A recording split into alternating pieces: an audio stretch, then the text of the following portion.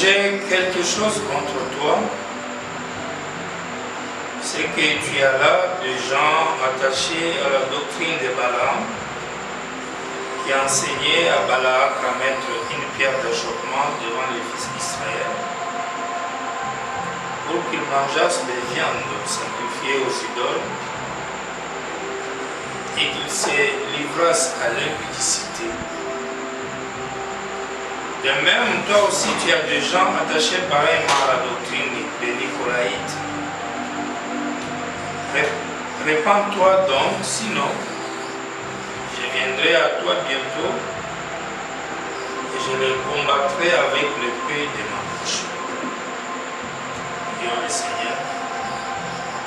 Père Céleste, nous te remercions pour la journée que tu nous accordes et cette soirée, Seigneur. Nous avons lu ta parole. Nous venons t'offrir notre culte respectueusement dans l'amour de ta parole. Prends-nous, Seigneur, et adore avec nous et accepte notre service. Et révèle-nous encore ta volonté dans ta parole. Et que tes bénédictions soient sur ton peuple, ici et partout ailleurs. Nous suivrons de loin. Et décharge-nous, Seigneur, des fardeaux du temps et de tout ce qui nous environne, Père, pour la gloire du glorieux Saint-Esprit, William, Madame, Amen. Amen.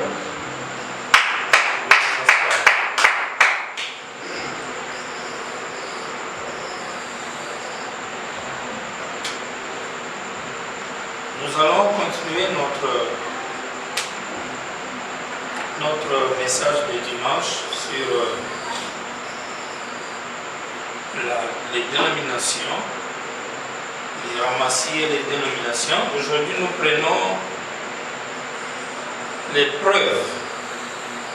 Il y a beaucoup de preuves dans la parole pour définir un système de l'Église appelé dénomination ou encore organisation. Et nous avons pris au moins 4 en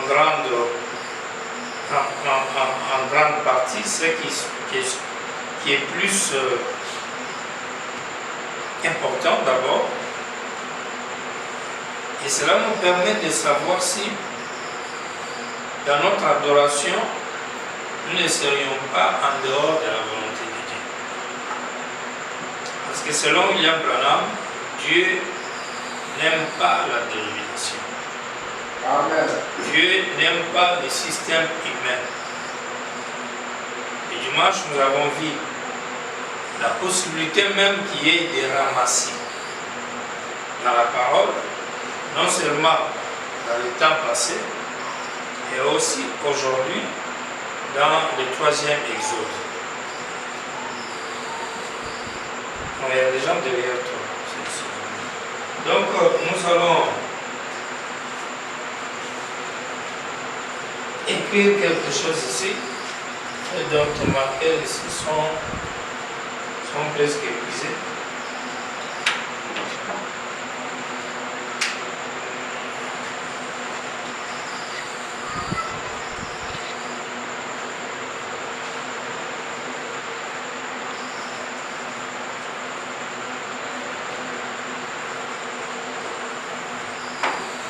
Disons les 4 preuves.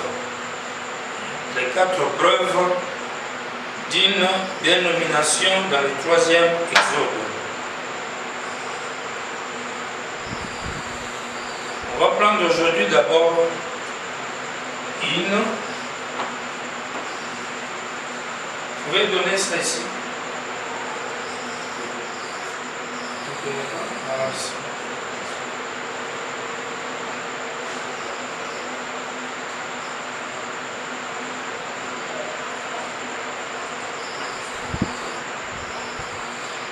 Nous avons d'abord une église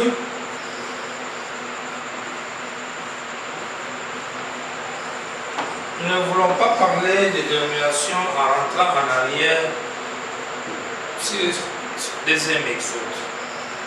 Nous savons déjà que dans le deuxième exode, tous ces mouvements-là sont dénominationnels. Et quand on parle de dénomination, ça veut tout simplement dire ce sont des gens, des groupes qui portent le nom de Dieu, mais qui adorent Dieu dans un système que Dieu ne soutient pas. C'est ça ce qu'on dit par dénomination. Sinon, une dénomination, c'est une appellation.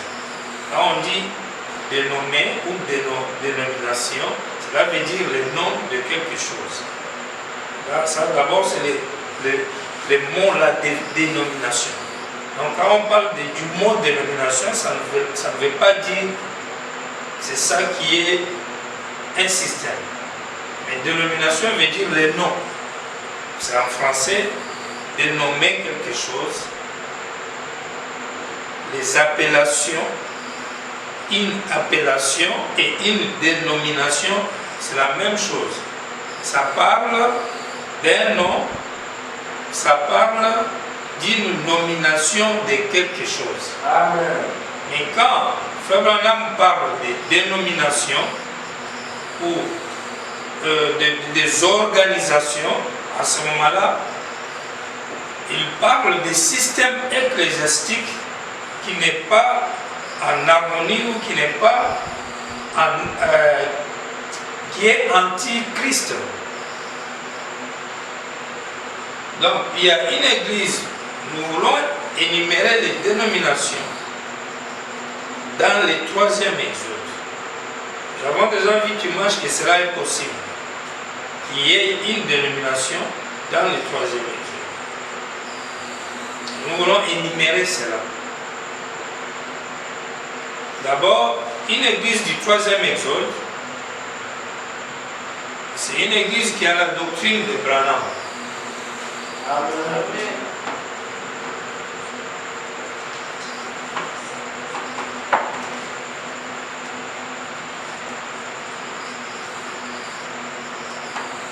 Pourquoi? Parce que, et la lumière là, vous l'avez mis comme ça, c'est bon. Et parce que vous avez remarqué que la doctrine, c'est le point central d'une adoration. Quand on parle d'une doctrine, cela veut dire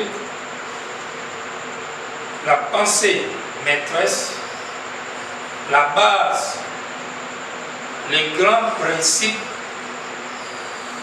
qui gèrent un mouvement.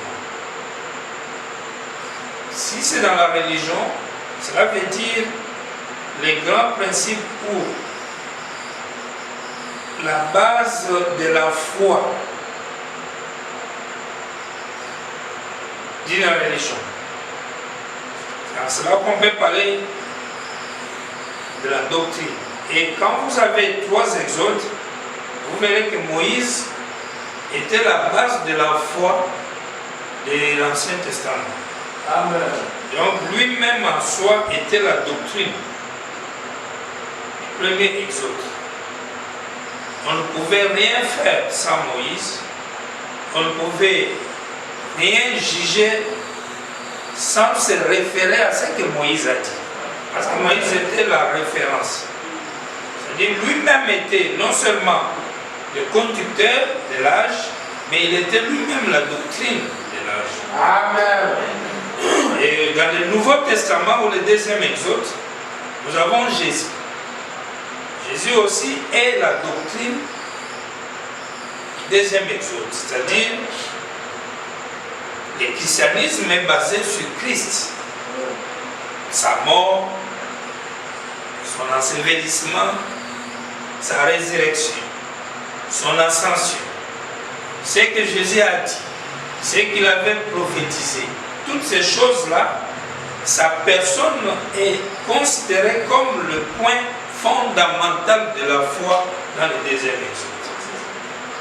Et si nous voulons parler d'une dénomination dans le 2e exode, il s'agit bel et bien de toutes les églises qui croient au christianisme, qui adorent Jésus-Christ, qui ont donné aux croyants le baptême au nom de Jésus-Christ,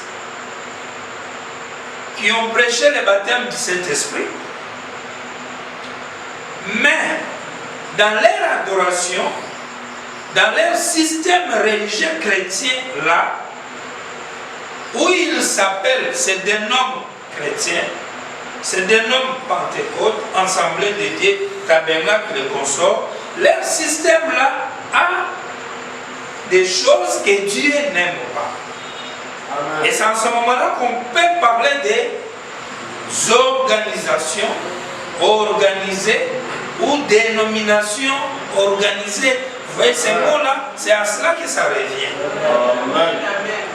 Alors je disais qu'on ne peut pas aujourd'hui, nous, les croyants du troisième exode, quand nous voulons parler de la dénomination, retourner dans ces choses-là sur le deuxième exode de l'Église sainte. Parce que le deuxième exode déjà étant du passé, tout comme le premier exode déjà étant du passé avec la loi, c'est déjà une dénomination aujourd'hui. Donc je ne peux pas prendre du temps aujourd'hui pour parler de dénomination en visant l'Église catholique, en visant les protestants, les pentecôtistes et toutes ces histoires-là. Non.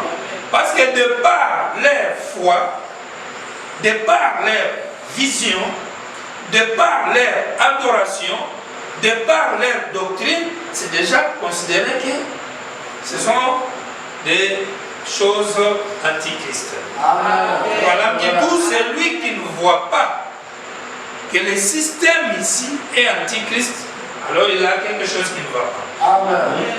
Ce sont des mouvements antichristes.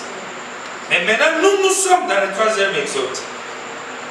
Nous avons crié à William Branham.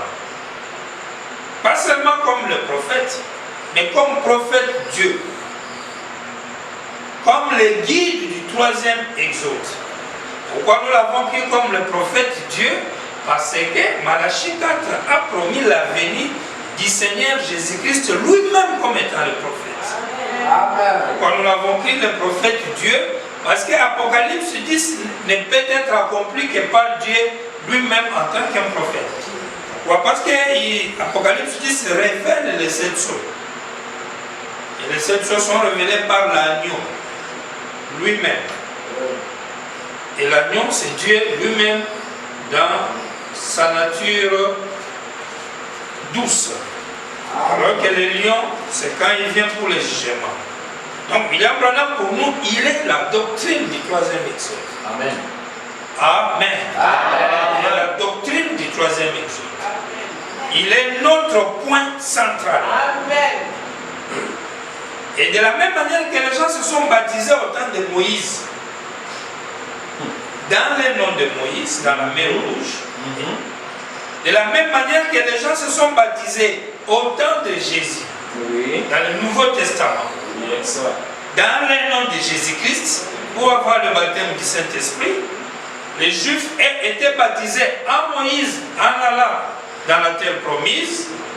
Nous, dans le troisième exode, nous nous faisons baptiser dans le nom de William Branham pour entrer dans le pays du Amen.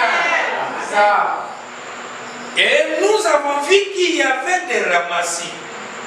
Les ramassis, nous les avons compris que c'était des gens qui, quand l'exode est venu, quand le prophète est venu et qu'il a apporté la parole, ces gens-là ont crié aussi dans le prophète.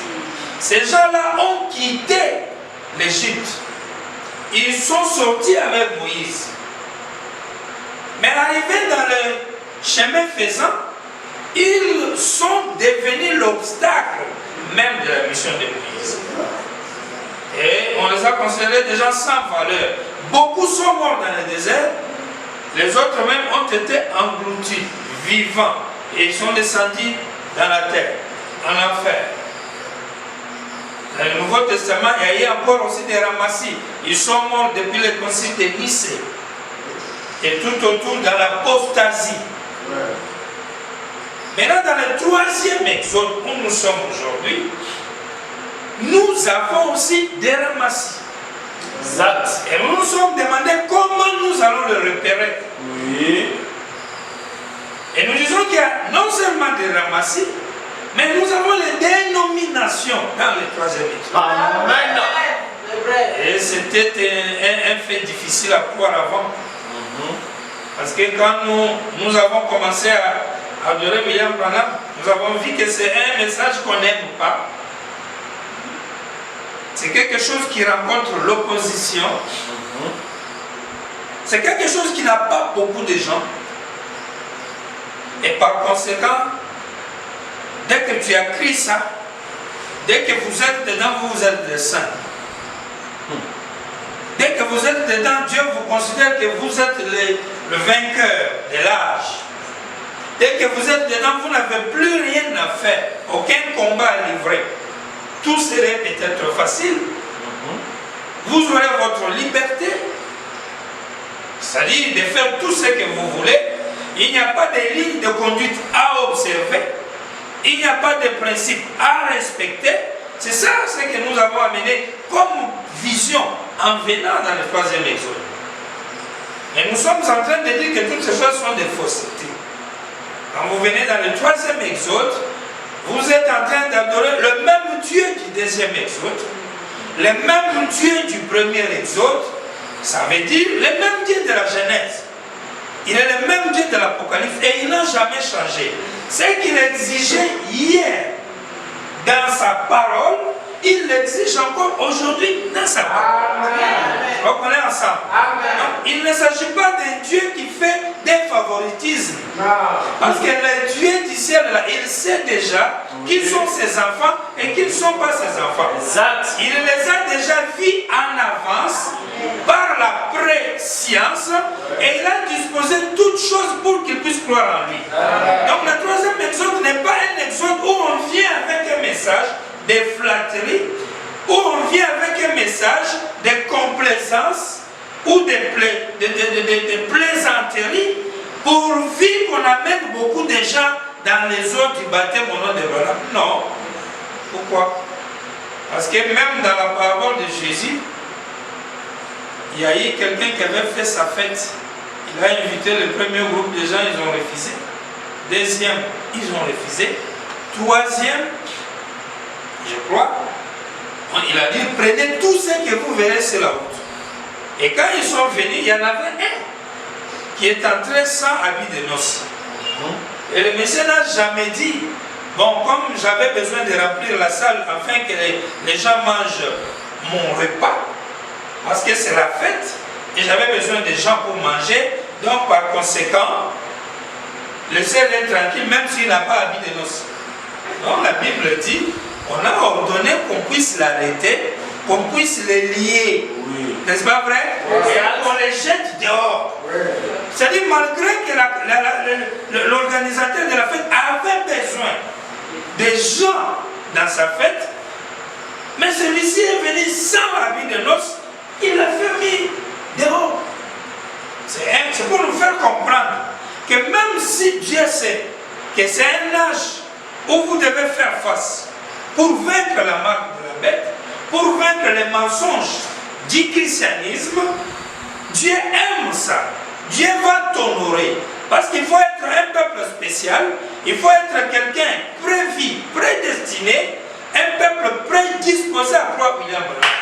Tout ça, mais quand tu vas croire, quand tu vas entrer dans la maison Branham, alors il faut aussi observer le principe de William Branham. Parce que Dieu reste toujours derrière sa parole. Et il ne change pas. Donc on ne pourra jamais dire le simple fait d'admettre que William Branham est Dieu et d'être baptisé en son nom. Et comme on a beaucoup des ennemis dehors, donc c'est fini, toi tu es déjà quitte. Non, tu dois orienter ta vie selon William Branham. Tu dois avoir en toi l'esprit de William Branham. Et tu dois être sûr qu'en ce que tu fais, tu n'es pas en train de combattre William Branham. Amen. Sinon tu espérerais une vie éternelle que tu n'as pas. On ne trompe pas que la vie éternelle est juste dans le fait de dire que Branham est Dieu. Non. Parce que tu peux le dire par répétition de ce que quelqu'un d'autre a dit. Exact. Tu peux le dire parce que seulement tu as vu ça quelque part écrit. Mais Dieu doit se révéler lui-même à toi. Amen. Tu dois avoir la révélation de Dieu. Tu dois rencontrer Dieu toi-même. Je crois qu'on est ensemble.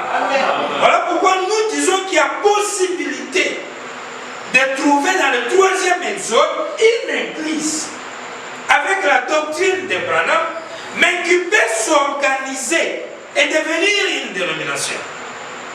Alors que William Branham a dit, nous avons lu le dimanche, que je représente une famille, famille Branham, et cette famille ne sera jamais une dénomination. Amen.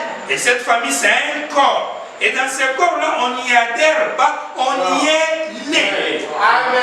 Vous connaissez ensemble? Maintenant, si vous vous adhérez, si vous attachez, vous pouvez vous organiser.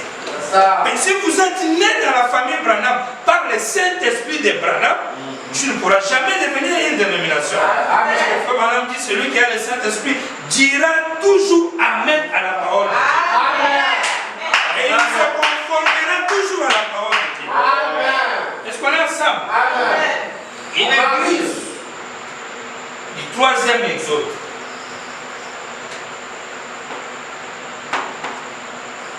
Avec doctrine Branham, mais mélangée avec les enseignements que Frère Branham appelle des nicolaïsmes. Nicolaïsme et balamisme.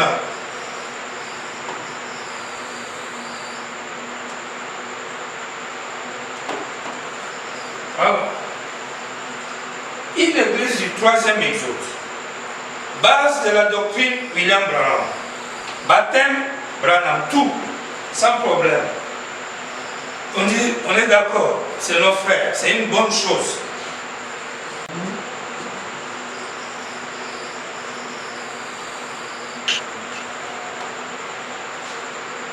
Dans les 7 âges de l'église, Frère Branham dit ceci. C'est quoi la doctrine des nicolaïstes et des balamismes? Paragraphe 270. Le 7 âges du 12 mai 54. Et ensuite, d'abord, cela est parti de Nicolas. Il y a un frère qui s'appelait Nicolas, un diacre, dans l'église primitive là-bas. Un des apôtres, dans Actes chapitre 6, je pense, ou 5, c'est là qu'on fait le choix, c'est là qu'on a fait le choix des diacres. Et on a choisi celui-là, Nicolas. Je pense que c'est de là qu'est venu le Saint Nicolas dont on parle dans l'église catholique. Et ça a commencé à partir de là. Et cela a été appelé le nicolaïsme. Le nicolaïsme, c'est la vision du frère Nicolas. Le mot nicolaïsme qui est devenu plus tard comme la référence de Dieu pour condamner la dénomination. Ce mot nicolaïsme vient du Nicolas. Et Nicolas, c'est un diacre de l'église.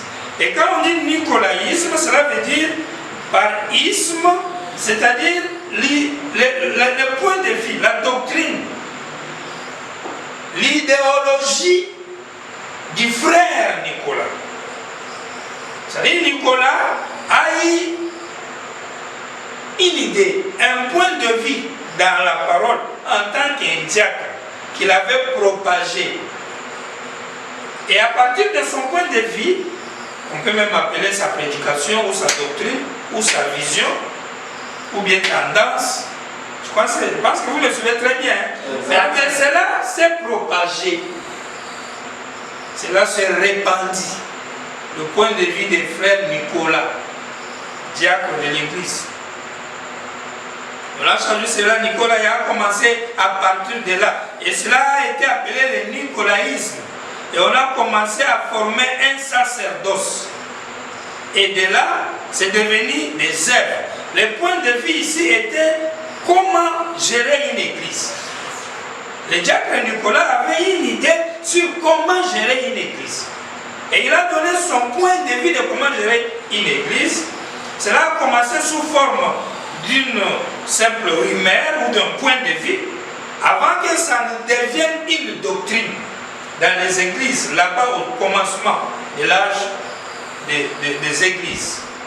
Abraham dit, c'était de former un point de vue sur les sacerdotes, c'est-à-dire sur la manière de gérer l'église. Nicolas, c'est un frère. Comprenez bien qu'il est un chrétien. Il a accepté le message de Jésus-Christ.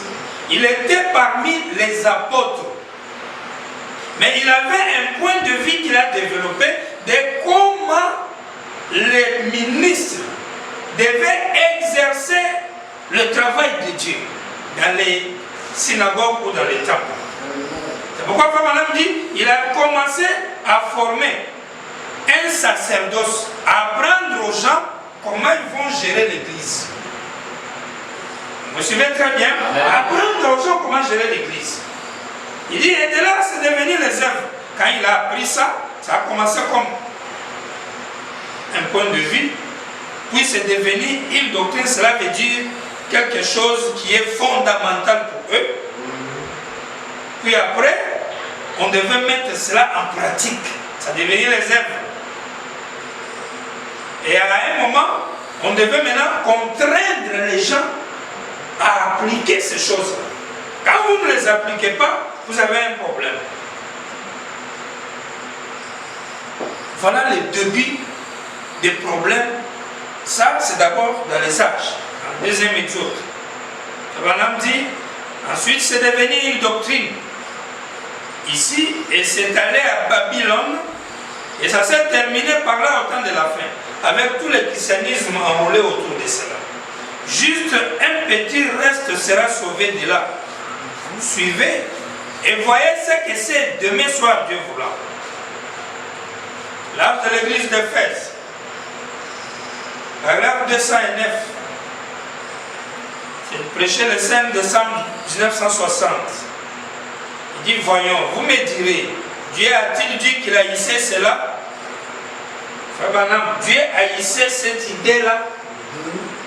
Quelqu'un qui croit en Jésus, baptisé au nom de Jésus, c'est un chrétien, c'est un diacre, il travaille dans le ministère, il s'appelle Nicolas. Mais il a eu une idée de comment le ministre devait travailler pour servir le peuple de Dieu. Au début, c'était juste comme une bonne pensée. Ensuite, ça a été donné en enseignement comme une doctrine qui devait être un point de base pour gérer les gens, la foi, doctrine, point fondamental de foi. Et enfin, c'était devenu contraignante. C'est-à-dire, quand tu n'es pas d'accord, tu vas avoir des punitions par rapport à ça, dans l'église. Et ça, c'est devenu une vie pratique. C'est-à-dire, on a formalisé les sacerdoces. Comment l'église devait être gérée, comment faire la messe, comment conduire l'église, comment doit être l'adoration. Ça a été formalisé, imposé, selon le point de vue de Nicolas. Qui est Nicolas? Un diacre chrétien croyant en Jésus-Christ. Est-ce qu'on est ensemble? Amen. Avance. Ça ne vient pas de la fête. Et ces idées n'étaient pas mauvaises parce que c'est juste pour lui une bonne manière de gérer l'église. Une bonne manière. Et souvenez-vous, c'était aussi dans un moment difficile. Parce qu'à ce moment-là, le christianisme n'était pas encore accepté. À ce moment-là, ils étaient aussi pourchassés, poursuivis par les pharisiens, par les juifs qui professaient le judaïsme radical. Cela veut dire que trouver les gens qui étaient des chrétiens, c'était l'aubaine. C'était quelque chose à encourager. Est-ce qu'on est ensemble? Donc, il fallait maintenant savoir comment gérer l'église et protéger la foi des chrétiens. C'est de là qu'est venue les pensées de Nicolas. Nicolas ne cherchait pas autre chose. Il cherchait la promotion du christianisme. De la même manière que nous aussi, dans le troisième exode d'aujourd'hui, nous cherchons comment faire le bien-être du troisième exode. Parce que nous ne sommes pas nombreux. Parce que tout le monde est contre nous. Et parce que les gens peuvent nous quitter pour rentrer dans le deuxième exode. Et parce qu'on peut être dans ceci ou dans cela. Il faut savoir comment gérer les gens. C'est ça qui a inspiré Nicolas. Fabalam dit, vous me demandez, Dieu a-t-il haï ces pensées de Nicolas? Fabalam dit, oui. Voyons s'il dit qu'il reste là. Il y a pourtant ceci, ce que tu as les œuvres de Nicolas, œuvres que j'ai aussi. 211. Dieu est l'organisation. Est-ce vrai? Maintenant, vous voyez exactement ce qu'ils allaient faire. Et vous voyez ce qu'ils ont réellement fait. Maintenant, vous voyez, s'ils ne font pas cela dans l'église, il est l'organisation. Dieu n'aime pas qu'on organise son adoration. Selon le point de vue d'un homme. Dieu n'aime pas qu'on organise les cultes, la foi, la parole, la gestion de son peuple selon le point de vue d'un homme. Même si le point de vue est bon et sincère, et va dans le sens d'aider Dieu. Dieu n'aime pas ça. 212. Maintenant, les loups dont parlait Paul sont devenus les Nicolaïtes. Ils essayaient de créer une prêtrise. La prêtrise veut dire le travail des prêtres, du sacerdoce, comment gérer l'église. Ils essayaient de créer une prêtrise semblable à la prêtrise lévitique, qui était étrangère à la doctrine du Nouveau Testament. C'est-à-dire, les idées de Nicolas, avec ses amis, c'était de faire de sorte que la gestion de l'église du Nouveau Testament, les ministères, de toute façon, ça devait travailler dans le Nouveau Testament, puisse être comparable à Lévitique, c'est-à-dire à l'Ancien Testament, comme cela s'est passé avec Moïse. Alors que ça, c'est un âge passé. C'est un exode déjà du passé. Et le sacerdoce d'Aaron était déjà aboli quand Jésus est venu. Amen. Mais elles veulent faire comme ce qui n'était plus à jour. Le bonhomme dit, ce qui est étranger à la doctrine du Nouveau Testament, Amen. Amen. Le terme Nico, le mot grec Nico signifie conquérir, vaincre. Vaincre quoi? Les laïcs. C'est-à-dire le nom même du frère Nicolas, quand vous prenez les noms, vous les découpez. Quand vous prenez Nico, ça veut dire conquérir.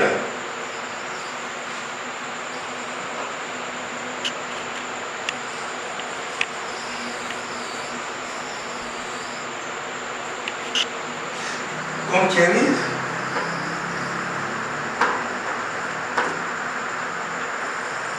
Hélas, veut dire peuple ou laïc. Conquérir les laïcs, les gens. Vaincre. Vaincre quoi? Les laïcs. Le Saint-Esprit enlevé de l'Église, le Seigneur Jésus-Christ ayant les signes et les prodiges parmi les croyants, et il plaçait un homme élu par un vote pour être un pape. Parce que dans l'Ancien Testament, il y avait Aaron, un chef. Ça, c'est le système qui faisait qui était comme cela. Il y a un chef, Aaron, il y a un docteur. Vous voyez, ça c'est dans l'Ancien Testament. Dans le Nouveau Testament, c'est un peu plus la même chose. On parle maintenant du Saint-Esprit. Dans l'Ancien Testament, il y avait des choses qu'il faut porter. Il y avait des lois qu'il fallait respecter pour être un sacrificateur. Vous voyez? Et il faut être d'une certaine famille. Donc il y avait une manière de servir Dieu dans l'Ancien Testament, dans le sacerdoce d'Aaron.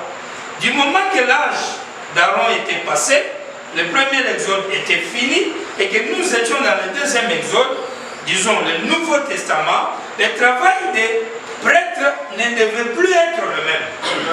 Mais dans l'esprit de Nicolas, il a voulu faire les choses comme cela était dans les temps. Et comment? Alors que dans le Nouveau Testament, c'est lui qui doit dominer. De toute façon, l'Église doit être dirigée, il faut le Saint-Esprit. Dans l'Ancien Testament, il faut les lois et les conditions des tribus. Tu dois être lévitique, tu dois être barbe coupée comme ça, habillé comme ça, vous voyez? Et ces sacrificateurs étaient des chefs. Ils jouaient le rôle carrément des intermédiaires. Il n'y avait rien du Saint-Esprit là-bas. Je ne sais pas si vous me suivez. Amen. Mais dans le Nouveau Testament, Dieu veut qu'il y ait le Saint-Esprit. Quand le prédicateur vient prêcher, il n'a pas besoin d'être comme était celui de l'Ancien Testament. Et leur manière de servir Dieu dans le Nouveau Testament devait juste se conformer à la vision de la doctrine de Jésus-Christ ressuscité selon le Nouveau Testament. Mais dans l'esprit du nicolaïsme, elle voulait copier ce qui s'est passé dans la loi lévitique. Et par là, les serviteurs de Dieu du Nouveau Testament devaient maintenant jouer encore le rôle de chef. Non seulement chef, mais de conquérir, c'est-à-dire assujettir les gens, les dominer carrément. Et les dominer avec quoi? Avec les idées, avec un système, avec une sorte de politique. Parce que la politique, c'est là pour gérer les gens. Comment réfléchir pour gérer les gens, pour les garder, pour éviter la division, pour éviter qu'ils retournent où ils étaient dans les anciennes églises, pour les amener à nous croire, à suivre seulement ce que nous disons, les assujettir à notre volonté. C'était ça les idées développées dans le nicolaïsme. Vous me suivez très bien? Amen. C'était ça. Alors que dans l'Ancien Testament, Dieu a donné des lois qui devaient assujettir le peuple d'Israël. À l'époque, c'était bien. Mais dans le Nouveau Testament, ce n'était plus ça. Vous prêchez seulement Jésus, les gens vont croire, ils seront baptisés, ils auront le baptême du Saint-Esprit, puis le Saint-Esprit va les gérer. Vous n'avez pas besoin de les assujettir. Mais les Nicolas ont développé l'idée pour les dominer, pour les assujettir.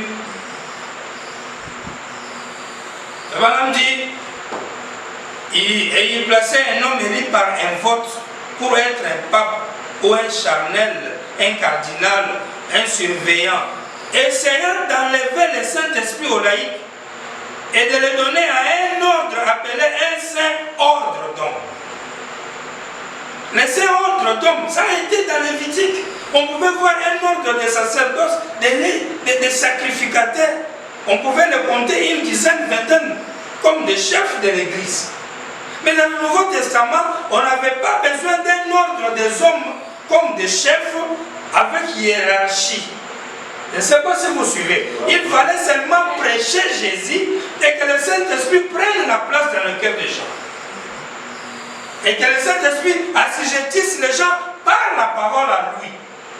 Et non par les humains qui ont une méthode de gestion des humains pour les garder avec eux. Voilà, me dit non pas enfin qu'on les appelle, il dit le Saint-Esprit de les donner à un ordre appelé un saint ordre d'homme et en les plaçant au-dessus de laïcs, non pas enfin qu'on les appelle pasteurs, ce qui signifie berger, mais à l'époque même ils ont obligé qu'on les appelle père. Et Jésus a dit, n'appelez personne sur la terre votre père. Voyez-vous, cette mauvaise chose, et qu'avons-nous fait? Quand ils ont géré le Nouveau Testament à l'époque, ils ont même dit, ne m'appelle plus pasteur. Ne nous appelez plus de berger. Vous devez nous appeler de père. Et c'est de là qu'est venu le Saint-Père. Saint Nicolas, Saint-Père, Saint tout ça là, vous connaissez avec le mouvement catholique. Là, vous avez l'église de Pergame.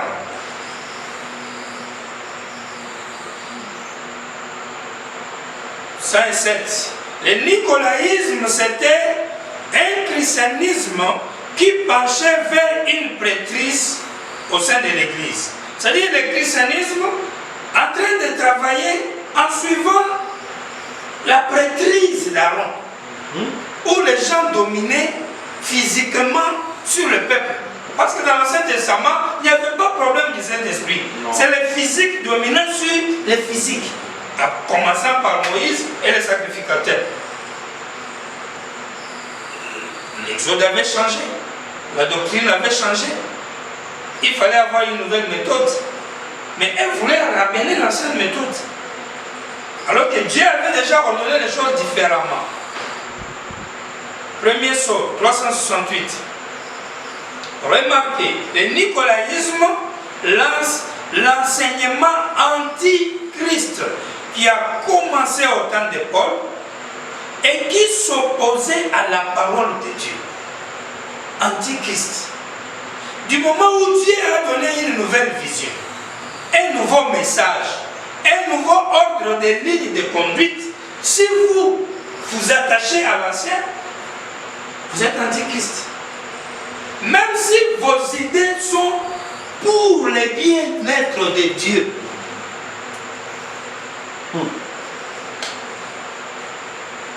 Non, je fais ça parce que ça va aider Dieu, ça va aider comme ceci. Ne faites rien dans le cadre de faire marcher la chose de Dieu si cette chose que tu fais est contraire à la vision de Dieu lui-même. Personne ne peut aider Dieu. Personne ne peut apprendre à Dieu comment mieux faire ou comment gérer son affaire. Que cela soit dans le premier exode, dans le deuxième ou dans le troisième, Dieu reste souverain. Amen. Dieu reste l'auteur et le chef qui ordonne les choses. Amen. Quand toi tu le crois, crois-le, suis-le, qui t'amène à ça. Est-ce qu'on est ensemble, mes frères? Si tu commences à développer les idées de comment faire pour faire gagner un exode, pour faire gagner le peuple de Dieu, alors sois sûr que ce que tu développes comme idée pour gagner là, c'est la parole. Si ce n'est pas la parole, tu es un antichrist, mais portant le nom même de Christ et travaillant pour Christ là-même. Est-ce qu'on est ensemble, mes frères? C'est clair. Cela veut dire que quelqu'un peut être un Branham, baptisé au nom de Branham, prêchant Branham, mais un anti-Branham, sans le savoir. Exact. Un antichrist. On voit ça déjà avec les chrétiens. Des chrétiens, mais antichrists. Alors qu'il y avait des vrais antichrists à l'époque, qui ne croyaient même pas en Jésus. Est-ce que vous voyez ça? Ils ne croyaient même pas que Jésus était le Messie. Oui. Qui étaient carrément opposés à les tuer, les antichrists. Mais ici, vous avez des gens qui ont cru en Jésus, qui se sont fait baptiser en Jésus, qui adorent dans la foi chrétienne, mais qui sont encore des antichrists. C'est là où vous devez tirer attention. Antichrist, ce n'est pas forcément celui qui est anti-Branham. Antichrist peut être en Branham, mais un anti-Branham. Est-ce qu'on est ensemble? Très, très attention. Si vous tenez à votre vie éternelle, vous devez être sérieux avec vous-même. Parce qu'un jour viendra où ça sera trop tard. C'est ça. Proche la parole. 295. Premier saut toujours. Ont été appelés antichrists. Le Branham dit dans 131 paragraphe, il dit maintenant observez d'abord le nicolaïsme dans la Bible. Le nicolaïsme a été appelé antichrist parce qu'il s'opposait à la doctrine originelle de Christ et des apôtres et les apôtres. Ils s'opposaient. Ils ont créé une doctrine anti-Jésus, mais pour aider Jésus. Et celui qui est le début, le débutant, le père géniteur de cela, c'est l'un des apôtres ou bien l'un des diacres, voté dans l'église des apôtres eux-mêmes, avec Pierre, Jacques et les autres présents. 295. Vous vous souvenez dans les âges de l'Église, quand nous avons ouvert le premier âge de l'Église là, nous avons vu que le Saint-Esprit était contre une certaine chose qui avait commencé dans cet âge de l'Église là, et qui portait le nom des œuvres des Nicolaïtes. Vous vous en souvenez? Nikao, ça veut dire conquérir. Laïsme, ça veut dire l'Église, les laïcs. Nicolaïsme, conquérir les laïcs. Ôter le Saint-Esprit de l'Église pour attribuer tout cela à un seul homme saint. Le laisser lui être le chef de tout. Vous avez déjà vu ça? Voyez le nicolaïsme. Remarquez, le nicolaïsme, c'était une rumeur dans une église, c'est devenu une doctrine dans l'âge de l'église suivant, et dans le troisième âge de l'église, c'était une contrainte. Ils ont tenu le concile de Nicée. Et c'est là qu'ils se sont fait une doctrine et qu'ils ont formé une église. Et quelle est la première chose qui est arrivée? Une organisation en est sortie. Yes. Eh bien, n'est-ce pas vrai ça? Vous voyez, c'est là où on n'a pas mis organisation veut dire, c'est-à-dire donner un ordre à un culte, à une foi, à une religion, même à un exode.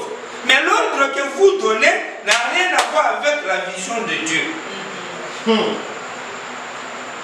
Et l'organisation n'a jamais commencé dans les mauvaises intentions. Non. Même quand l'Église catholique a commencé à dire qu'il faut asperger à la place d'immerger quelqu'un dans l'eau en faisant le service du baptême, c'est parce qu'il trouvait bon, il trouvait qu'à mouiller quelqu'un comme ça, en le plongeant entièrement dans l'eau, c'est pas trop propre. Voilà pourquoi mieux vaut, on prend seulement un peu d'eau, on met un peu comme ça, on dit on a baptisé. Voilà l'idée. Quand ils ont voté pour le baptême au nom du Père, Fils et Saint-Esprit, c'est parce qu'ils ont dit, c'est les paroles même de Jésus. On prend ça à la place de Pierre, qui n'est qu'un disciple. C'est comme ça qu'on fait l'organisation. L'organisation débute avec de bonnes idées, d'une manière subtile, dans l'idée de garder les gens unis, ensemble, pour éviter les divisions. C'est pourquoi on développe une politique, vrai ou faux, même quand on développe la politique dans l'église, par un pasteur, par une église, la politique dans laquelle on fait tous les moyens pour lier les gens, afin que les gens là ne puissent pas partir. Ou bien on effraie les gens pour qu'ils ne puissent jamais vous quitter.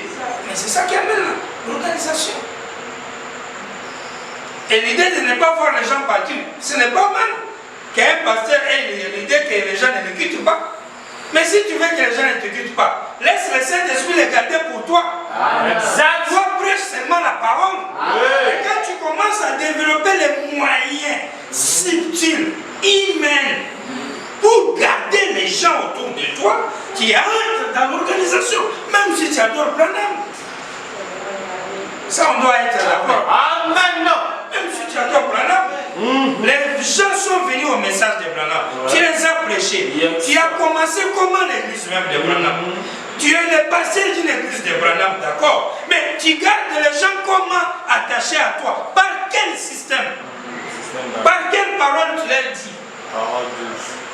Compromis, en ajoutant, en retranchant, par complaisance, par les moyens de l'argent. Quels sont les moyens que tu utilises pour que les gens t'écoutent et te suivent? Quel est le moyen que tu utilises pour convaincre même les gens, pour qu'ils soient nombreux autour de toi? La parole, le Saint-Esprit, ou les manières subtiles.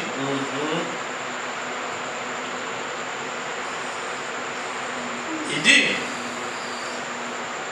dans page 96, premier alinéa, exposé H d'Éphèse, des loups ravisseurs, le terme n'est guère assez fort pour les caractériser, hein. du nicolaïsme une organisation, l'homme au-dessus de l'homme. Quand on parle du nicolaïsme, ce n'est plus le Saint-Esprit. En tout cas. Une église du 3e exode, où quelqu'un qui est le pasteur, il gère les gens là par ses humains, par ses pas, par son point de vue. Ouais. Et non parce que William Branham a dit. Si tu es un ministre, pasteur, sans être appelé par Dieu, sans un don, tu seras un homme en train de dominer sur un homme.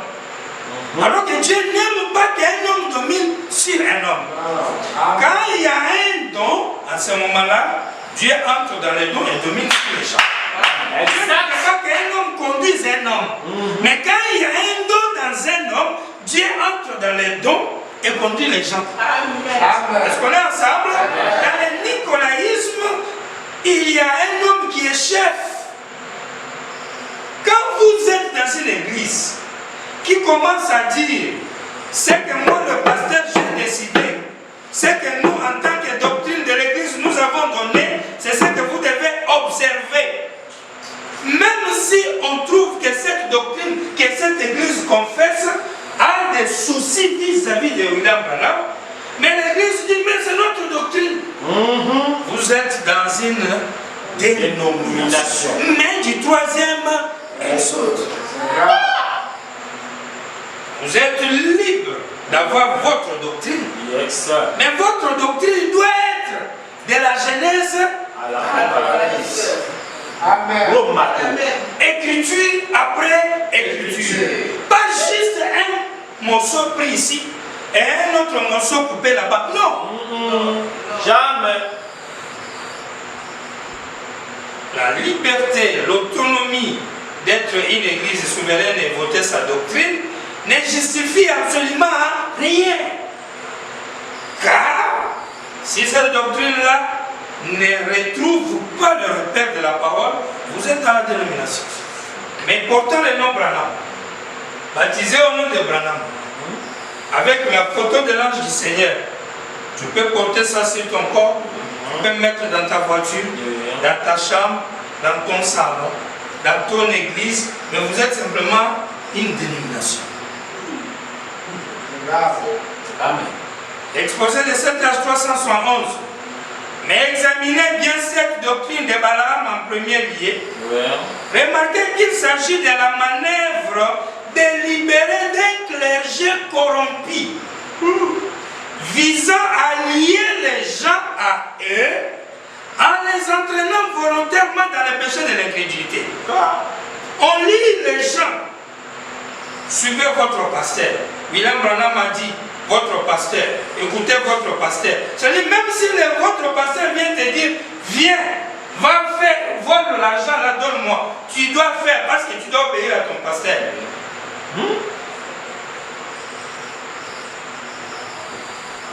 Le respect du pasteur est devenu un assujettissement. Branham dit, amenant les gens dans le péché par l'autorité pastorale. Ça, c'est les épreuves d'une dénomination. Vous me suivez, mes chers frères? Amen. Vous me suivez? Amen. Ah, que Dieu nous aide, hein? Amen. La doctrine nicolaïte, c'était la corruption du clergé qui cherchait à établir un pouvoir politique en son sein. Un pouvoir. C'est-à-dire, le pasteur devient comme un président de la République en gérant le peuple de Dieu par une politique. Ça veut dire malice. Ouais. Et dans ces cas-là, parfois même les flatteries. Dans ces cas-là, ça devient seulement bien-aimé. On ne peut même plus condamner le péché. Voilà pourquoi il dit amenant les gens dans les péchés de l'incrédulité. On n'a même plus le courage de dire que ça c'est mal. Vous venez plus tard, frère Branham dit, ils vont même amener les femmes à ne plus à couper les cheveux. à s'habiller mal, à vivre dans l'immoralité. On peut maintenant tout faire dans l'église, au point qu'on ne sait plus savoir l'église et ce qui n'est pas, c'est confusion. C'est ça. Amen. Parce que l'intérêt, c'est de garder plus de gens en disant non, Branham a besoin de gens. C'est ça. Moi, je ne vois pas à quoi servir un Dieu qui est tellement incapable d'avoir les gens que pour qu'on ait des gens pour lui, on commence même à mentir. C'est grave. Dieu a tellement besoin des gens que pour faire tenir ses réunions, il faut même voler l'argent. Il n'a même pas lui-même la capacité de donner les moyens. Ça, c'est quoi ça? Ça, c'est quoi ça?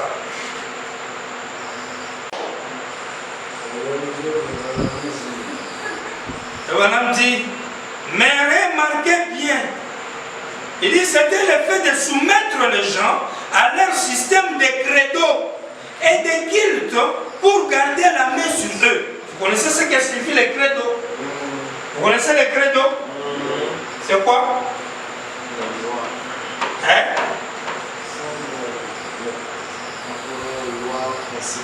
Ça va? Le credo. C'est encore en quelque sorte loi, principe. Le credo, quand on dit le credo, ou même les dogmes, c'est une croyance. C'est une croyance. Quelque chose que l'Église croit. L'Église croit que. Nous, l'Église, nous croyons que. Pas dans la doctrine de l'Église. C'est que l'Église a comme doctrine. C'est que l'Église a comme croyance. Maintenant, les credos, ce sont des choses que l'Église a ajoutées comme des lois, comme des croyances dans son livre de foi ou dans sa doctrine. Mais ces choses-là ne se retrouvent pas dans la parole de Dieu.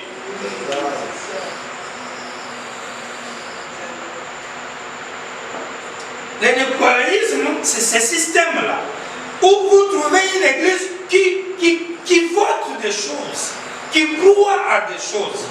Mais les choses que l'église croit là, rien à voir avec la parole. Mais le problème ici, c'est qu'ils avaient déjà crié en Jésus, la grande doctrine. Mais ils ont ajouté à cette grande doctrine Jésus des choses. Et là, maintenant, on va les citer ici. Par exemple, cette politique de gérer les gens. Par exemple, le Je vous salue Marie qui est venu plus tard. Par exemple, la Trinité qui est venue plus tard. Toutes ces choses qui s'ajoutaient autour de leur doctrine, ça n'avait rien à voir avec la vraie doctrine de Jésus là. Ce qui veut dire que quand vous tombez dans la dénomination, cela ne veut pas dire que vous rejetez forcément Branham, non. Tu peux avoir Branham. Tu peux croire à la doctrine de Branham comme Dieu, baptême en son nom, l'adoration à Branham, mais tu ajoutes des choses à cette vision de Branham là, que Branham lui ne connaît pas. Et ces choses que tu ajoutes, c'est dans l'intérêt de dominer les gens qui t'écoutent ou qui te suivent, de les assujettir à toi.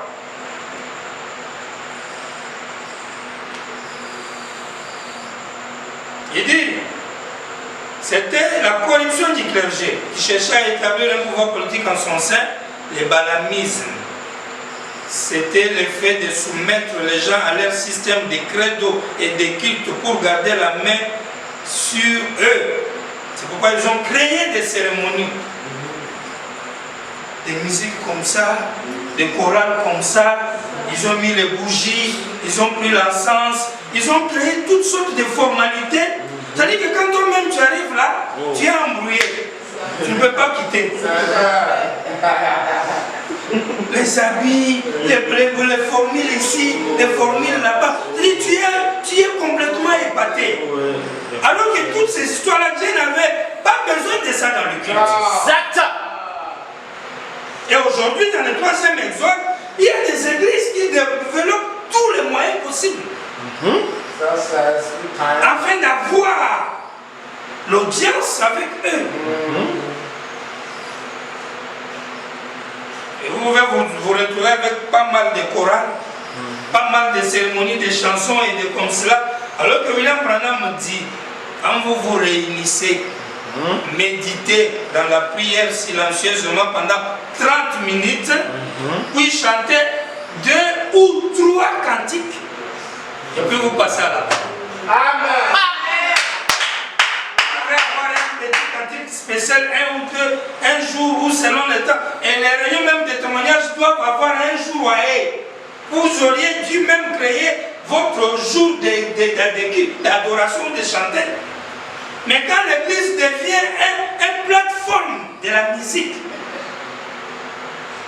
et toutes sortes de chorales et de cérémonies qui ne sont pas dans l'ordre que William Branham a donné par rapport à l'adoration, c'est ça ce que l'église catholique a créé là-bas.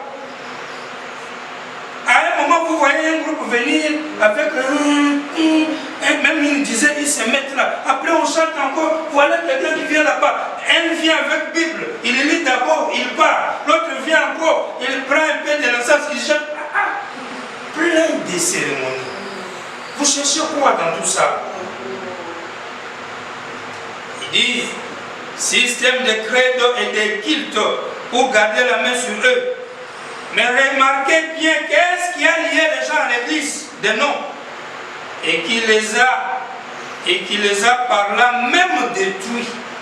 C'était les credos et les dogmes dont on avait fait des principes d'église.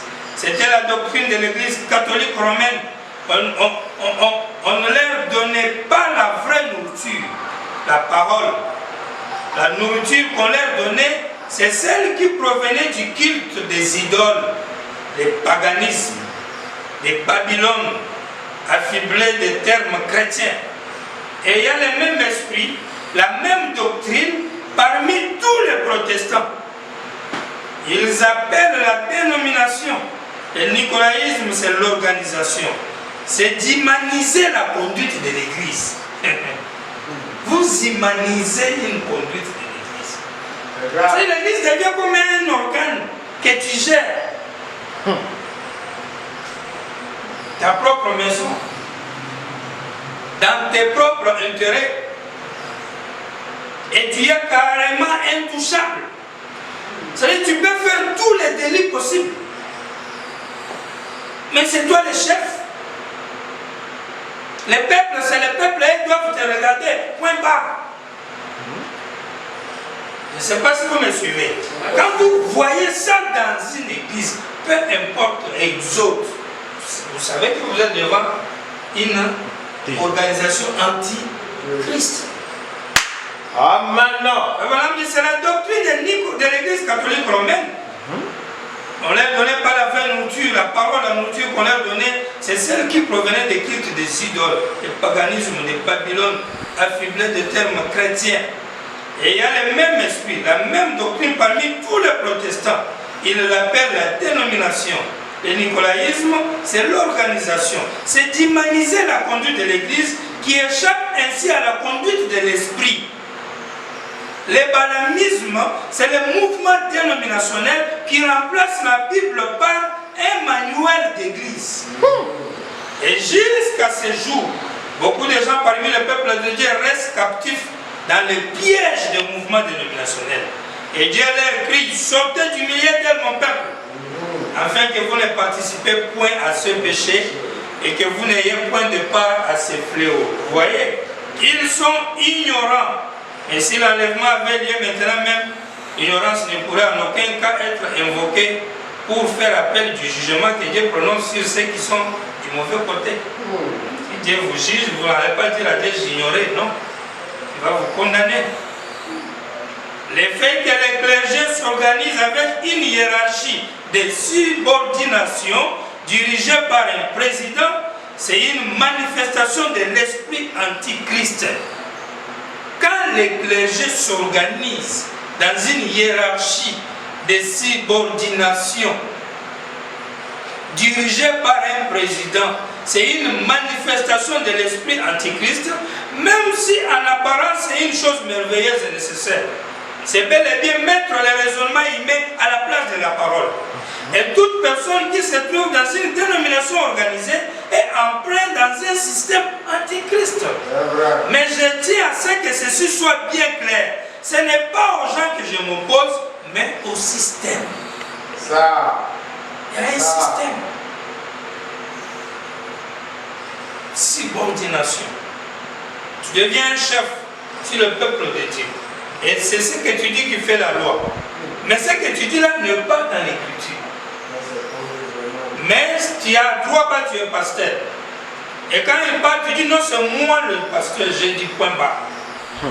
Tu es dans la. C'est ça la parole. C'est ma doctrine.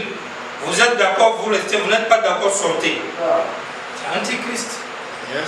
Mais il faut dire, c'est la doctrine, c'est ma doctrine, et la voici dans les Écritures. De la Genèse, tu la prouves. Et si tu l'as prouvé, quelqu'un dit non, Dieu est contre lui, et là il va ailleurs, il est dans le rêve. Dieu reste avec toi les bergers. Amen, c'est ça. Mais si c'est toi qui as tort, qui parle de tes choses pour garder les gens, pour épater les gens, ou pour se faire un nom, Dieu ne sera pas avec toi. Exact. Tu entres dans un système antichrist. Amen. Il est fait que les bergers s'organisent. Prenez 197 exposé. Vous vous rappelez que j'ai expliqué dans l'âge d'Éphèse que le mot nicolaïte vient de deux mots grecs, nikao qui veut dire soumettre et lao qui veut dire le laïc. Nicolaïque veut donc dire soumettre les laïcs. Or, pourquoi est-ce une chose si terrible? C'est terrible parce que Dieu n'a jamais mis son église entre les mains des chefs élis qui agissent avec des arrière-pensées politiques. Il a confié son église à des hommes établis par Dieu, remplis de l'esprit, vivant par la parole, qui conduisent les gens en les nourrissant de la parole. Il n'a pas séparé les gens en classe, de sorte que les masses soient conduites par une sainte prêtrise. Il est vrai que les guides doivent être saints, mais ce doit être ainsi le cas de toute l'assemblée. De plus, la parole ne mentionne nulle part que des prêtres ou des ministres du culte font office de médiateurs entre Dieu et les gens. Pas plus qu'elle ne mentionne qu'ils sont séparés dans les cultes qu'ils rendent au Seigneur. Dieu veut que tous l'aiment et les servent ensemble.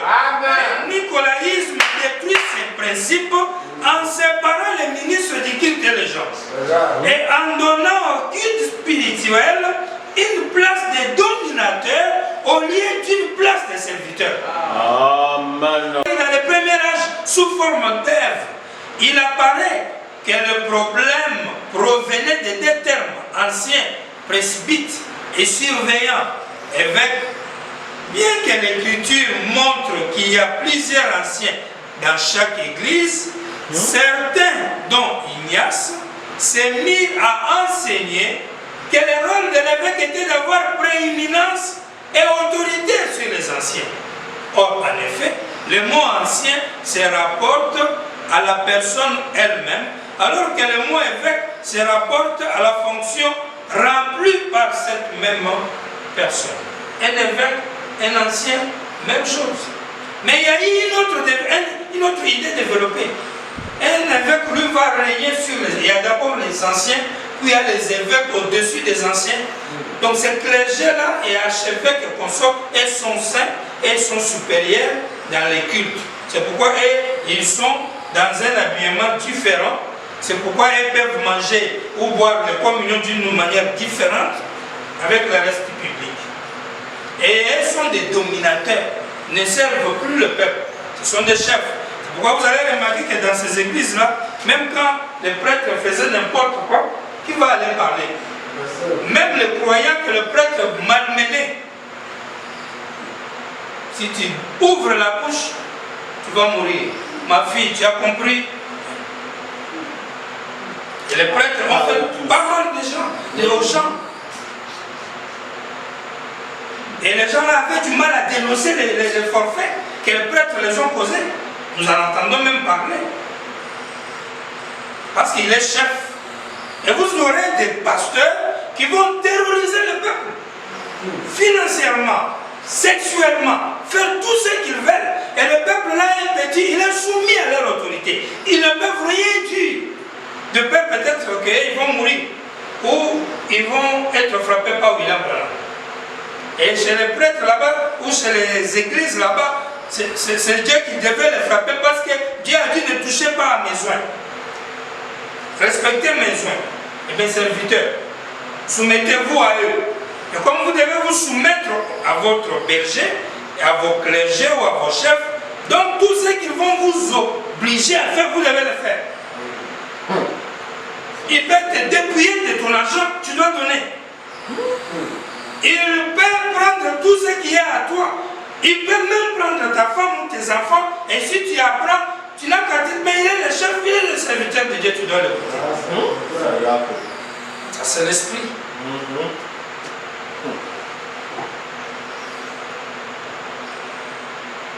Abraham dit, et ils ont fait des hiérarchies anciens. Évêque au-dessus des anciens. Non. Un évêque et un ancien, c'est la même chose. Ancien veut dire il a dirigé dans l'église. Évêque, c'est ça son titre du travail. Et pourquoi vous mettez ancien évêque différemment? Ce n'est pas différent. C'est la même chose. Enseignant. Prophète Abraham dit, mais parce qu'il est plus ancien, il est plus mûr, mieux exercé, ce n'est pas un novice. Il est digne de confiance à cause de son expérience et d'une expérience chrétienne éprouvée par le temps. Mais non, les évêques ne s'en sont pas tenus aux épîtres de Paul, mais ils se sont référés au reçu de Paul fait de la foi. Puis il avait appelé les anciens d'Éphèse à Dieu dans Acte 20. Donc là, il explique un peu les conflits là, de mots en prenant à mal ce que Paul avait dit sur le thème ancien. Abraham dit, sans aucun doute animé d'arrière-pensée politique et avide de pouvoir, affirmait à présent que Paul avait voulu dire surveillant était plus que l'ancien Lucas. Voilà. Ils prennent ce que Paul a dit, ils interprètent ça mal. Pourquoi il faut éviter la mauvaise? Tu peux dire j'ai citation, mais est-ce que tu la places bien? Parce que si tu ne la places pas bien, c'est un problème. C'est un problème. Et les Nicolaïtes avaient ce problème-là. Ils ont pris ce que Paul a dit sur les anciens, sur les surveillants, qui n'avaient rien à voir avec ce qu'ils ont fait appliquer là. Je termine avec pourquoi nous ne sommes pas une dénomination. Paragraphe 25. Et par exemple, nous avons des questions qui surgissent dans les églises, comme nous en avons eu une deuxième, comme nous en avons eu dernièrement au sujet du sang, de l'huile, ainsi de suite. Et vous êtes au courant de la lettre, cher frère Branham et tout. Mais la raison pour laquelle je me suis opposé à cela, c'est que cela ne se trouve pas dans la parole. Et c'est pourquoi je suis contre les dénominations, parce qu'elles ne sont pas dans la parole. Amen. Il doit y avoir quelque chose sur lequel nous basons notre foi. Amen. Et si nous ne pouvons la baser sur une dénomination, nous devons la baser sur la parole de Dieu. Amen. Car c'est l'unique fondement de la parole. Exact. Les bandes et les brochures sont ainsi dit le Seigneur. Ne mène pas ta vie sans la vie de ce que William Branham a dit. Christ est révélé dans sa propre parole 30. C'est l'âge de la Odyssée où les gens sont nus, aveugles, misérables, et ne le savent même pas, voyez-vous. C'est qu'ils sont loin du véritable esprit, voyez-vous. Le Saint-Esprit peut tomber sur un homme dans son esprit, mais c'est son âme qui est son germe. Tu as l'Esprit de Dieu vient sur toi, de Branham, mais ça utilise ton esprit. Et ton esprit peut comprendre la parole. Ton esprit peut chanter. Ton esprit peut composer de bons chants. Ton esprit peut enseigner le message de Branham. Mais ton âme qui est le germe, tout noir. C'est grave. C'est germe et la parole, voyez-vous. Peu importe combien vous prêchez, combien vous faites bien ceci, combien vous aimez, Ça, c'est une des entrées de l'esprit. Vous ne pouvez pas aimer avec votre corps. Vous aimez avec votre esprit, c'est une des entrées. Et vous pouvez aimer, et même aimer Dieu. Et malgré tout, ne pas être à règle. Tu peux même aimer Dieu. Prêcher. Être croyant. Mais si cette foi-là, si Dieu-là n'est pas dans l'impulsion de ton être, de ton cœur, et quand Dieu entre dans ton cœur, c'est la nature, c'est automatique. On ne te force pas. Tu vis une vie normale, automatique. Aucune femme ne fait un effort pour être une femme et produire le caractère d'une femme. Quand tu mets au monde une fille, à 2-3 ans, elle prend une poupée et elle appelle poupée bébé. Bébé, personne ne lui dit qu'elle fait ça. C'est la nature. Les garçons prennent les armes et des petites voitures. La fille prend les poupées. Est-ce qu'on est ensemble? La semence selon son espèce. Tu es Branham. Je suis un Branham. Tu reproduis Branham. C'est forcément. Comment tu es Branham? Famille Branham. Oh, ceci Branham. Oh, Branham, ceci. Ça c'est anti-Branham. Ça c'est anti-Branham. Est-ce qu'on est ensemble maintenant? Amen. Il dit, maintenant pour étudier l'écriture, Paul a dit à Timothée, dispense droitement la parole de Dieu qui est la vérité. Il y a 3 règles indispensables à respecter par rapport à l'écriture. En utilisant la parole de Dieu, il y a 3 choses que vous ne devez pas faire. Étudions donc cela pendant les 10 prochaines minutes. 3 choses que vous ne devez pas faire. Et où est-ce que vous soyez, d'un bout à l'autre du pays, assurez-vous bien de les noter dans votre pensée. Si vous n'avez pas de crayon, vous ne devez pas faire ces choses. Nous vous disons constamment ce que vous devez faire. Maintenant, je vais vous dire ce que vous ne devez pas faire. 73. Eh bien, vous ne devez pas mal interpréter la parole. Vous dites, eh bien, je crois que cela veut dire ceci. C'est pas ça. Cela veut dire exactement ce que cela dit. Ça n'a pas besoin d'interprète. Et vous ne devez pas mal placer la parole. Et vous ne devez pas disloquer la parole. S'il vous arrive de faire l'une ou l'autre de ces choses, cela jetterait la confusion et le chaos dans toute la Bible. Ça, on va continuer dimanche. 3 choses que vous ne devez pas faire. Il ne faut pas faire.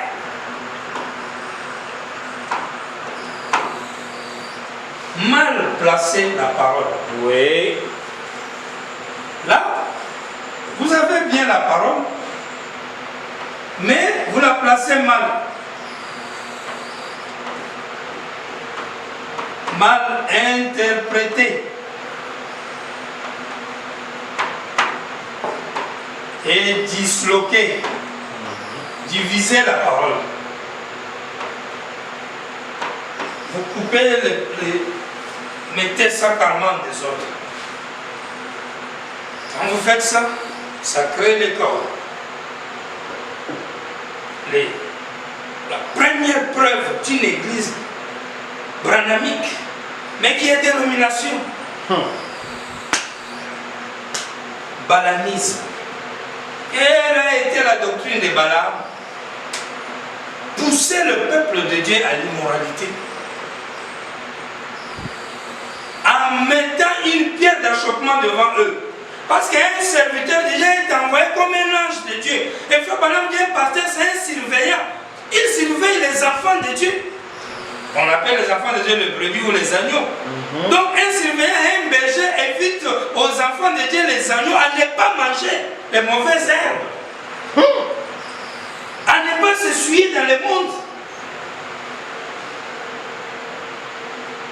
Mais dans la doctrine du nicolaïsme et du balamisme, ça c'est enlevé. On dit à Israël, vous et les Moabites, vous êtes idem. Vous pouvez même les prendre en mariage, ça ne fait rien. Alors que Dieu refusait cela. Voilà pourquoi Frère Branham dit, ces gens-là, poussent le peuple au péché, à l'incrédulité à sa parole. Et ils interprètent même mal cette parole de Dieu là pour eux. Et favorisent les choses en leur faveur. Pourquoi? Parce qu'ils utilisent la parole de Dieu pas pour aider le peuple de Dieu, mais pour régner sur ces peuples-là. En faisant que les Écritures les défendent. Parce qu'ils les utilisent à quoi Balaam a donné des conseils à Balak. Comment faire pour que Dieu maudisse Israël? En utilisant la parole à leur faveur. La parole selon laquelle si vous vous mariez aux Moabites, on va vous tuer. Mais là, comme il faut que Balak puisse vaincre Israël, et Israël est fort avec Dieu, alors il faut pousser Israël à commettre des choses que Dieu n'aime pas, et alors Balak aura le pouvoir pour frapper sur Israël. Et c'est ce qu'il fit faire. Beaucoup ont été tués, sont morts. Ces choses étaient des types pour nous instruire aujourd'hui. Il n'est pas juste question d'être une église du 3e exode. Et si vous êtes une église du 3e exode, que vous n'ayez pas l'esprit de Balaam. Et l'esprit de Balaam, ce n'est pas juste voir les erreurs d'Israël, mais c'est aider même Israël à commettre l'erreur. Parce qu'aujourd'hui, quand les pasteurs attaquent l'esprit de Balaam, c'est toujours pour dire, oui, Balaam est là pour voir les erreurs des autres. Balaam est là pour voir les erreurs d'Israël. Mais Balaam était là aussi pour pousser même Israël à aller faire le mal. Celui qui leur a prêché qui allait marier vous aux Moabites, ça ne fait rien. Alors que le peuple de Dieu était un peuple à part, un peuple séparé. Mais lui, il les a unis avec le monde. L'enseignement de Balaam fait qu'on fait croire au Branham que non, vous êtes déjà sauvés. Peu importe ce que vous feriez dans votre vie. Vous êtes juifs, c'est les Moabites, vous êtes tous ensemble. Il n'y a rien avancé. Alors que le peuple de Dieu est toujours séparé du reste du monde. Et le nicolaïsme, dans le 3e exode, ce sont ces églises-là qui brûlent sur les gens, qui les font peur, qui les terrorisent et qui les dominent par des politiques, par des astuces qui n'ont rien à voir avec la parole. Et même quand ils disent non, on a la parole, Frère Branham nous dit, est-ce que vous la placez bien? Est-ce que vous l'interprétez bien? Est-ce que vous la disloquez ou vous ne la disloquez pas? Mais frère, comment toi tu sauras que lui a disloqué ou lui n'a pas mal placé tout ça? Frère Branham dit, ça doit être en conformité de toute la Bible, de la Genèse à l'Apocalypse. Ça là, c'est à toi de faire l'étude, que ce soit chez moi, que ce soit chez n'importe quel ministre qui prêche, prends sa doctrine, vérifie si ses thèses sont de la Genèse à l'Apocalypse. Moi je ne parle de personne, même moi-même. Est-ce qu'on est ensemble? Exact. Pour aujourd'hui on s'arrête là, que le Seigneur vous bénisse. Nous allons continuer le dimanche avec les sujets. Vous pouvez dire un mot de prière pendant que nous terminons.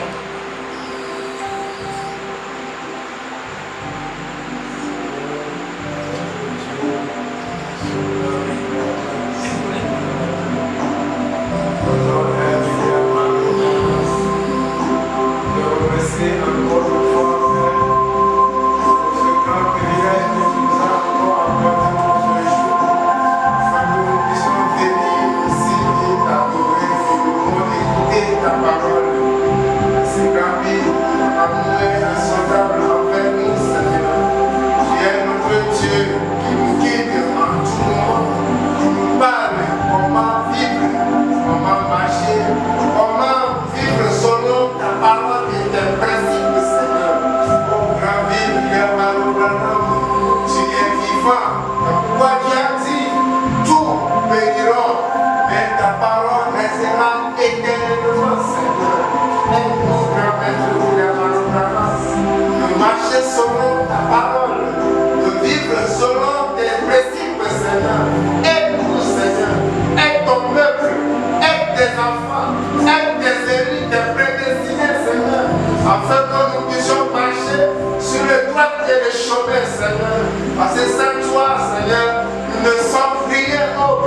Père Céleste, merci pour ce message qui est la vérité.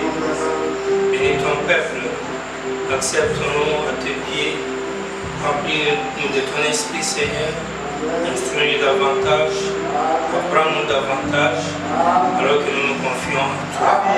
Quand tu vas nous ramener encore les dimanches, nous allons te remercier. Bénis ton peuple, ici et ceux qui nous ont suivis de loin, et accorde-nous les besoins de nos cœurs et conduis-nous dans ton chantier.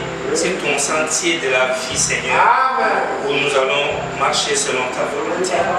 Sois jamais béni de la gloire du glorieux Saint-Esprit, William Baron Branham.